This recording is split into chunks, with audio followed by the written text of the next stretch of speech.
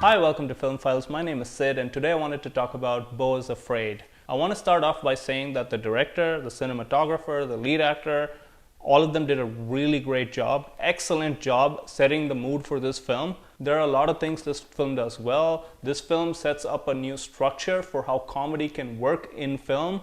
If we take a look at the structure of this film, you would see that every about 15 to 20 minutes, the entire aesthetic and the tone of the film completely changes. So we are looking at this character Beau, who's walking through these different adventures, which almost feel like he's walking through a variety of films, almost different films every 20 minutes. It is certainly psychologically disturbing and has a darkness to it. It hints at abuse, it portrays mental disorders, it disorients us as an audience, and there's a certain type of darkness that the film emanates that can't clearly be explained.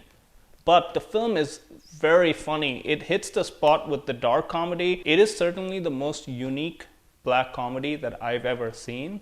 It plays as a variety of sketches that the protagonist walks through, and I can see a variety of audiences getting disinterested or bored because this is more of an experimental film than a film with a narrative structure or a traditional story. It reminds me of the film Synecdoche, New York by Charlie Kaufman. It feels like a comedy version of that film, but quite different in the way that it introduces new elements all the time that you have to adapt to and digest as an audience, and while you're doing that, it's already setting up the next scene, and the next scene is something completely different from what we saw before. So it's truly a film of journey that you don't see what is coming next, and you have to enjoy the ride than trying to predict what's going to happen at the end of the film. They've showcased these differences between the different scenes through cinematography and production design, and they've done an effective job of adding visual effects on top of that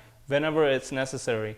My favorite part of the film was the opening sequence before the protagonist gets hit by the bus. This scene is in the trailer, so I'm not really spoiling anything. The opening is done amazingly well to showcase the paranoia and the anxiety of the protagonist. It does a beautiful job. Joaquin Phoenix is brilliant. I was with him the entire time, and there is a technique that Ari Aster has used in this film where different characters talk to the protagonist, but the protagonist just stares back at them and doesn't reply, making the situation significantly more tense and awkward. And I thought that technique really works amazingly well in this film. Overall, I really appreciate the effort and work and creativity that went into making this film. I can see it being a critical success because I can imagine how critics would view this movie and how critics usually view this movie. But in my opinion, this film doesn't completely work as an experimental piece.